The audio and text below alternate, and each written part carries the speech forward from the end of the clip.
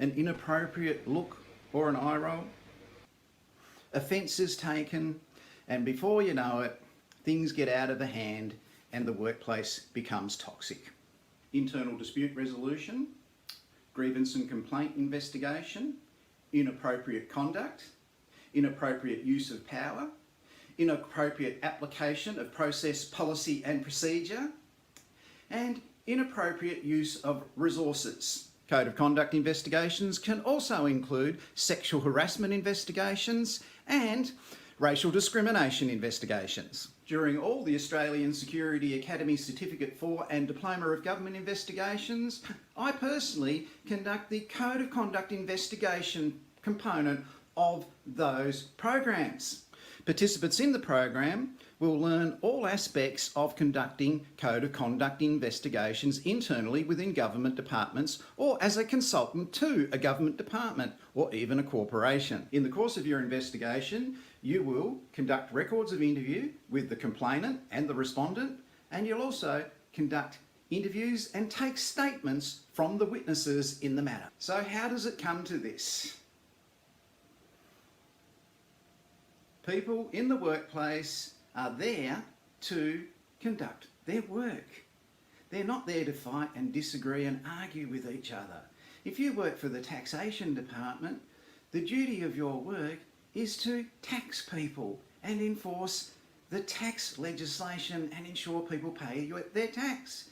It's not that you're there paid to argue with other people in your workplace about issues in the workplace. So part of the focus of the investigation is not just to pin inappropriate behaviour or conduct on people, it's about making a finding, coming to a conclusion, assisting the workplace to then rebuild and move forward positively and get on with what they do in the workplace. Code of conduct investigations can be a positive thing. They help to redirect people's focus onto what the organisation is meant to be doing. Someone sends an email, someone makes a comment. Before the matter develops into a full-scale psychological or psychiatric injury, the corporation or organisation will want to intervene and, as a result of the grievance and complaint process, institute an investigation to find out what is going on. As an investigator in a Code of Conduct investigation, you are not a police officer, you are not an advocate, you are not an interrogator. Your role is to find facts in highly emotional situations and report those facts in relation to the outcome of your investigation. In one simple 10-minute presentation, I will show you how to get to the bottom of a Code of Conduct issue in the workplace in regards to inappropriate behaviour, inappropriate conduct, racial discrimination, sexual harassment, inappropriate use of power, inappropriate use of resources, and a range of other inappropriate activities. I look forward to seeing you in an Australian Security Academy Government Investigation program very soon. I'm Mike Evans from the Australian Security Academy. Okay, so when a person makes a grievance or complaint about a place, they're saying, oh, this person sexually harassed me, or they're bullying me, or they're whatever they're doing. The person has a worldview that I'm being bullied, I'm being sexually harassed, I'm being racially discriminated, I'm being ostracised or whatever.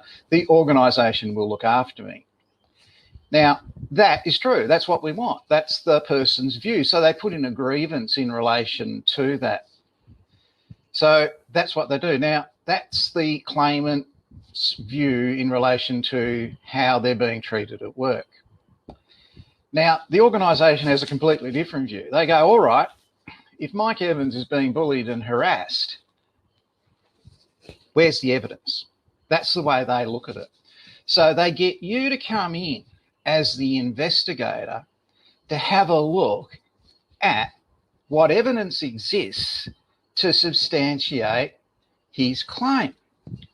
Now, our theme as an organisation this year is 100% locked on commitment to evidence-based investigation, and I hope that's our theme for every year. So objectivity, confidentiality, procedural fairness, we'll talk about that on day 3 in 2 weeks' time. Natural justice, we'll talk about that on day 3 in 2 weeks' time. Your protection against complaints against you and how you go about an investigation. So you're investigating in one of those toxic workplaces with all those powerful people who have leverage over other people, and your protection as the investigator is objectivity, confidentiality, procedural fairness, and natural justice. It's like a suit of armour for the investigator.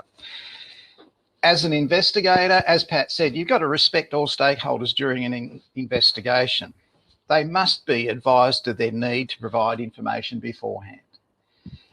No one these days kicks down doors or says, you've got to be in my office at 9 o'clock Monday morning. They don't do that anymore. You've got to give them warning, right? And they must be advised of their rights. So people have rights. They might have a right to have a support person with them. Every one of these issues is governed by process, policy and procedure in a government department. So you, as the private investigator engaged to independently investigate that, or as the internal investigator independently engaged to investigate that, you must follow that process, policy and procedure and provide information if it's required. Provide a fact sheet. Every government department will have a fact sheet on internal investigations. They must be provided a fact sheet on the procedure that happens, what will happen during the investigation. They must be given an explanation of the fact sheet. And they've got to be interviewed in a single situation. Now, they can have a support person, that's okay, but the support person is not involved in the incident, accident, occurrence, bullying, harassing, whatever.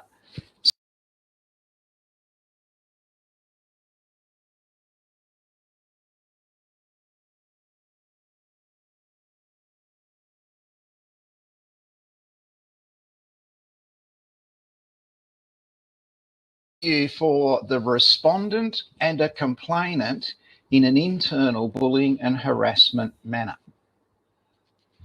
Now, today we've talked about witness statements, and on day 3, in 2 weeks' time, we're going to talk about records of interview, and they are taped. So what we're talking about, the witness statements, they're typed and signed on the spot. That's it, game over, move forward. In this circumstance, with a bullying, harassment, racial discrimination, whatever, it's a taped record of interview for the claimant and, the complainant and the respondent. And for all the witnesses, we give them a narrative statement interview. So they, with what they saw or heard or whatever in relation to that matter, provide a statement. They're not given a record of interview. As the investigator in these matters, they are highly, highly emotional. When you get one of these investigations, there's a lot of emotion. People's work life, people's way of life, people's actual job could be threatened by this investigation. There could be discipline matters arising out of it. There could be charges laid by police in some circumstances under Brodie's law in Victoria about bullying. And the first part of that might be the internal investigation which you are to do. And that internal investigation may lead to a criminal investigation later. So it's got to be done properly. You are not a fixer. Your job is to gather the facts. You are not an advocate for the organisation or for the complainant or for the respondent, for anyone. You're not an advocate. Okay, so get that. Any thought of advocating for anyone and doing good in the world as an investigator, get that out of your head. You're there, gather facts. There's going to be an emotional situation. The investigation that's arisen out of this situation is highly emotional. You are not a police officer, all right? So you're not slapping anyone around the ear and saying, get on with it. You're not doing that. You're not a counsellor. You will feel like a counsellor because you'll be listening to people who might be highly emotional when you're interviewing them. And you're not an interrogator.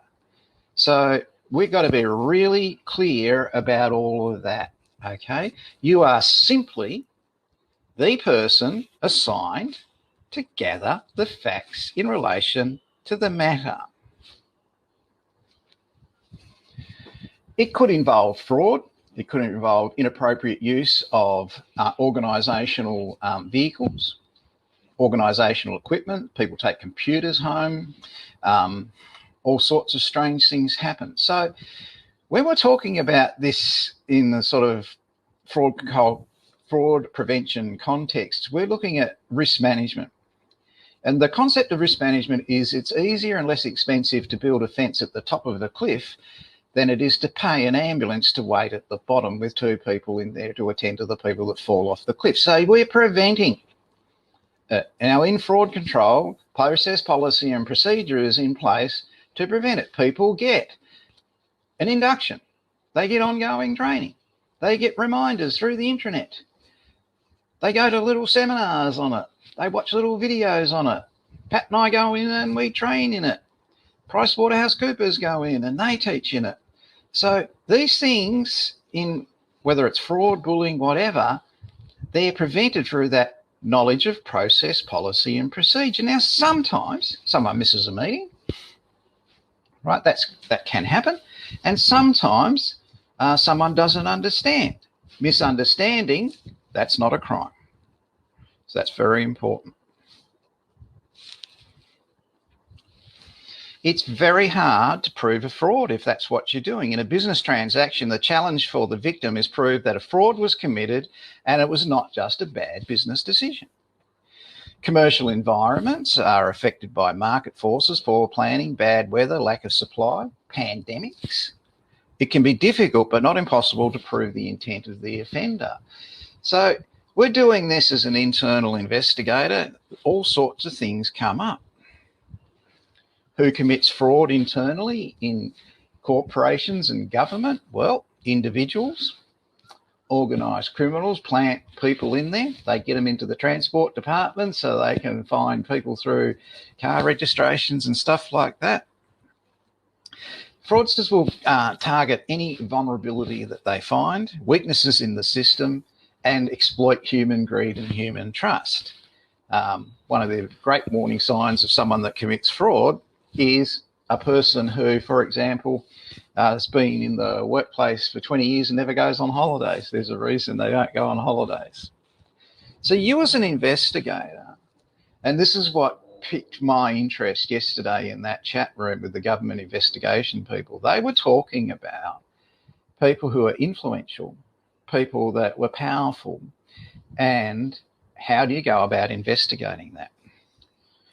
What those people are doing is they, when they're investigated over their bullying, sexual harassment or whatever, they start handing out a thing that we refer to as, investigators, a loyalty card. So they go to the other witnesses and they manipulate them. And that manipulation is by someone in a position of power, of an individual's group value system to achieve personal gain. So they're at the top, they make the hiring and firing decisions and they need witnesses on side with them. It's inappropriate conduct and it's inappropriate use of power. So what happens is someone witnesses that person sexually harassing or bullying someone, and they're asked to take part in the investigation and give a witness narrative statement to the investigator. Now that bully goes to their friend and says, look, we drink at the pub together every Friday night. We're the organisers of the charity events in the office, here in this government department or at the footy corporation or whatever it is. So, mate, I want you to just say you weren't looking or concentrating, and that bitch is not going to get what she wants by complaining about me. So what they're doing is, it's called throwing down the loyalty card. So the person who's been handed the loyalty card, they fear that there could be reprisals by their mate who's manipulating them. They could be overlooked for promotion. They could be overlooked for things like overtime or something like that. So the person who's being manipulated by their boss goes, all right, I'll say I didn't see a thing. When that person picks up that loyalty card, their professional integrity is less important to him or her and his loyalty to the manager, superior or associate. So what they're doing is they're selling out their professional integrity. What they saw, they're saying, I didn't see. Or what they heard, they're saying, yeah, I heard that, but it didn't mean this. But it did. So they've picked up the loyalty card and run with it. There are lots of uses for a loyalty card if you're one of those bullies. You're covering up incompetence, covering up bullying, covering up acceptance of bribes or inducements or offers, sexual harassment, fraud. They use them to intimidate or coerce witnesses, award government bribes, contracts, and kickbacks promised. So they're manipulating their victim with that sort of thing.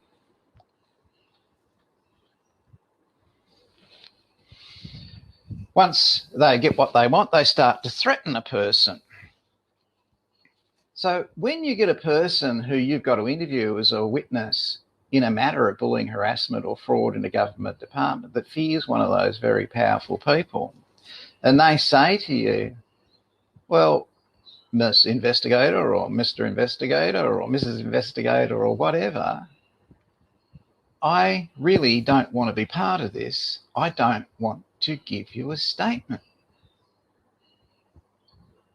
You must be prepared for this, because your response to what they just told you can kill off important factual investigation information. What will you respond if they say, I don't want to help?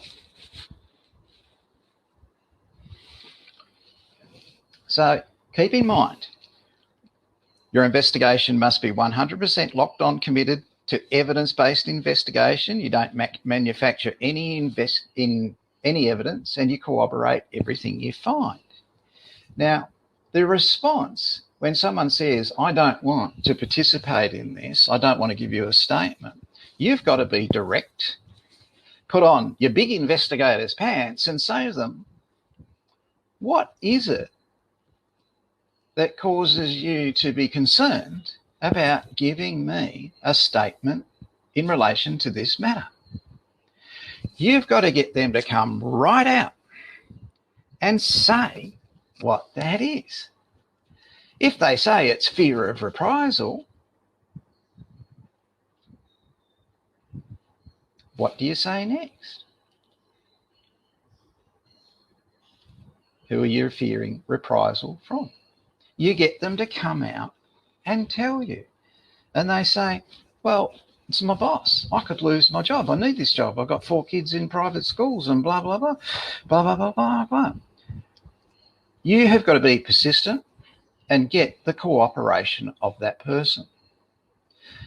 The reason you're doing this investigation is to find out for the corporation what training, knowledge, skill, information, or attitude gap happened that led to it. And if you can find that out and put that in your finding, that Joe Bloggs missed the induction process in relation to sexual harassment of other blokes in the post room, or whatever it is, he wasn't there that day because he had the flu, or there was confusion during the pandemic, or whatever it was, they can plug that gap and make sure that those people receive that training in the future. And that Joe Bloggs has a disciplinary retraining or something like that, so he then understands it. Or they manage him out of the company, or whatever has to happen, depending on, like Pat said, the severity of the matter. You must be focused on gathering that evidence, and you must be hound dog-like in pursuing it. You don't get distracted by smoke screens from people saying, oh, I didn't see it, I don't want to know. You say to them, look, you are listed here as present at the time. Please, can you tell me what happened? And I can have that in a statement. Now, the other reason that they have a record of interview for the complainant and a record of interview for the respondent, and it's particularly in government departments, is each time they are contacted by a superior in relation to the progress of this matter and the settling of this grievance, whatever that may be, if they have a witness statement, it just re-arcs the matter up again. But a record of interview is once and once only. That's it. So it prevents re-arcing of the issue again and again and again. Now, what's the big issue with this? The issue is these people work in a corporation to do a job. If it's the tax department, the ATO, they don't want two people fighting. This happens over whether one can have the window open in the afternoon because it's cooler and the other one doesn't want it open because it's noisy. And that can go on for 5 years in agonising, painful fashion for their employer. So they don't want them arguing over minor things. They want it investigated. They want a finding. Well, the complainant likes to open the window. This one doesn't like it, blah, blah, blah. Well, let's move Fred to the back of the office where there's less noise. Then everybody's happy and there's a collaborative piece. So they'll decide on that. They'll do that. You don't have to worry about that. Okay. But that is your purpose, is to find out factually what happened. Now, when you have a highly emotional investigation in the workplace, you are going to find, as the independent investigator, private investigator, or internal government investigator, there is a situation that arises quite regularly where you have a person that comes into the organisation and that person pushes boundaries. Now, I'm self-employed because I'm one of those people. Don't tell anyone, okay? That's our secret. There's only 12 people watching this.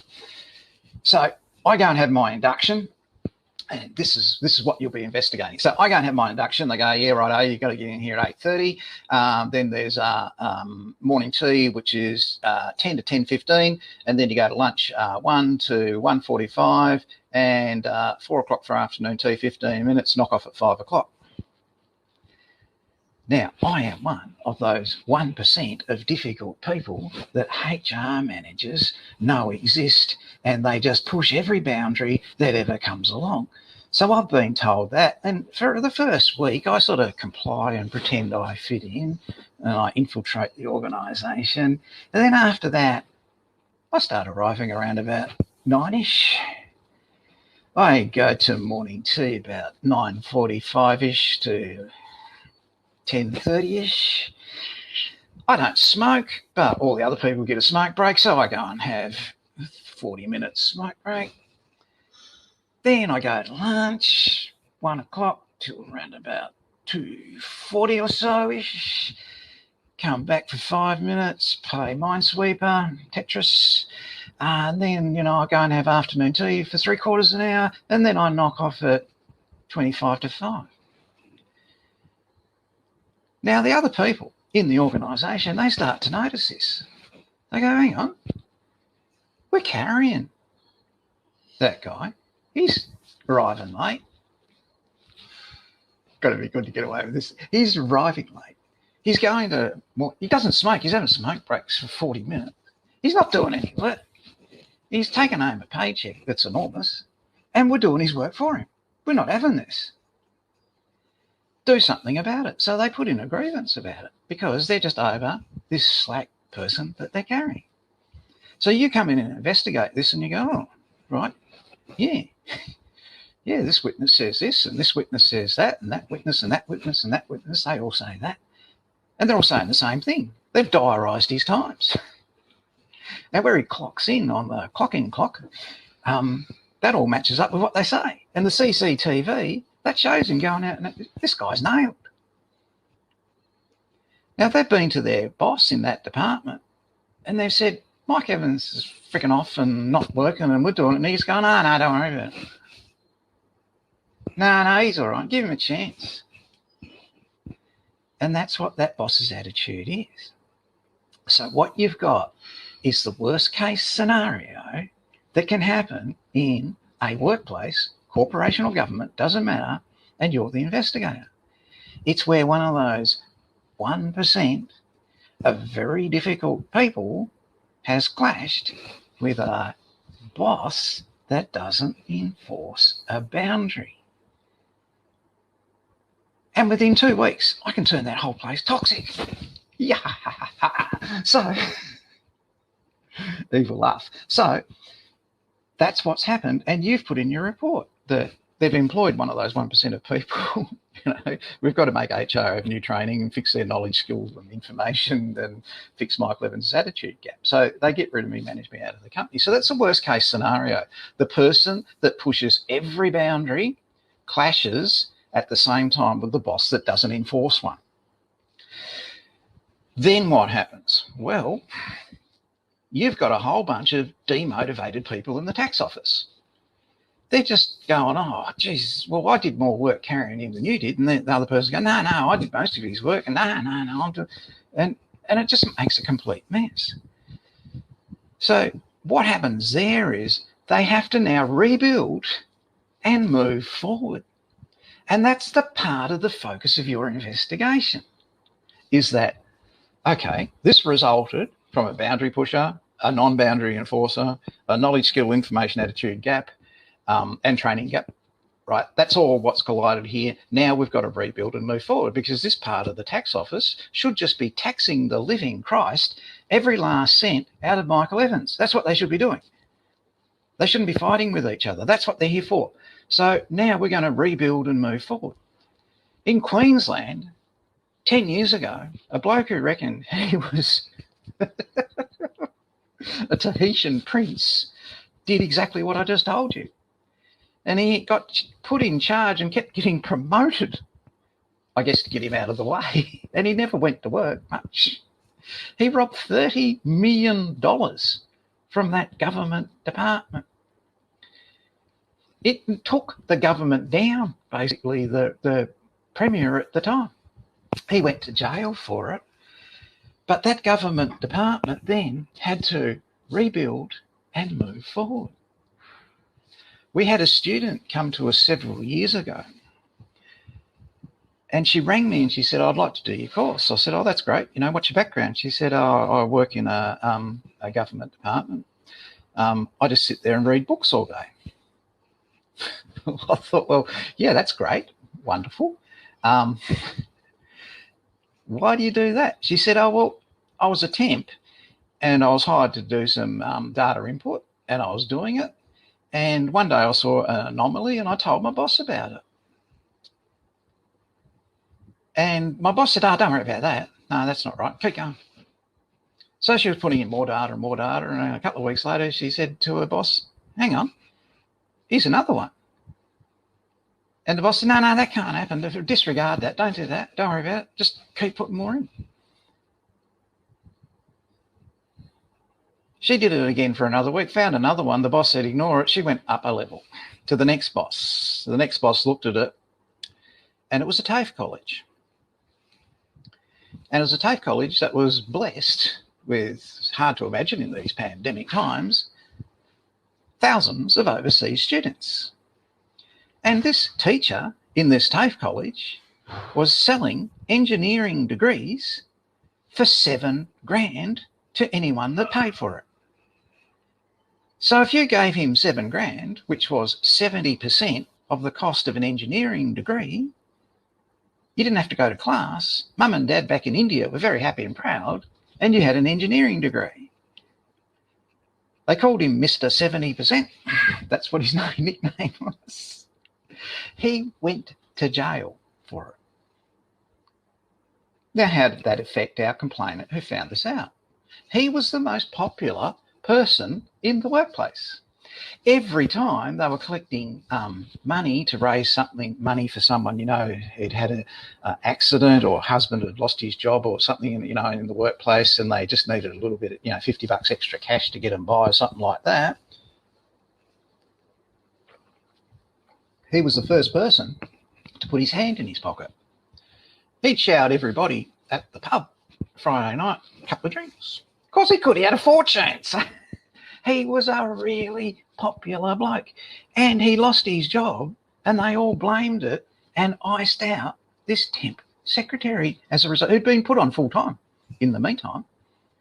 So they wouldn't talk to her in this go. These are grown adults. They iced her out. They would not talk to her. They would not engage her. She caused their crooked mate, who was committing fraud against us taxpayers, to go to jail. So she just sat there at work and read books all day, and she didn't have to engage with anybody. That's frightening, and it happens. So part of the investigation process now is getting that workplace back on track and redirected with what they do properly, like Pat said, and fairly in doing what they do. So that girl went on to study other qualifications. She's now an investigator for a government department, but it was a pretty rare situation that you just don't expect in this day and age. But it happens in corporations and it happens in government departments, and you will investigate it. So keep a lookout. When you're doing your investigations, focus on the evidence, and keep in mind that it's not just parading someone's head around on a stick that we're doing the investigation for. It's assisting the organisation eventually to rebuild and move forward. Okay? So I want you to keep that fairly and squarely on your radar as part of your role, because as a private investigator, you'll be brought in to independently investigate those. As an internal government investigator, they'll send you to the other department. You work for transport, but they'll send you to main roads to do it because you're independent of that. So keep that in mind. That loyalty card exists.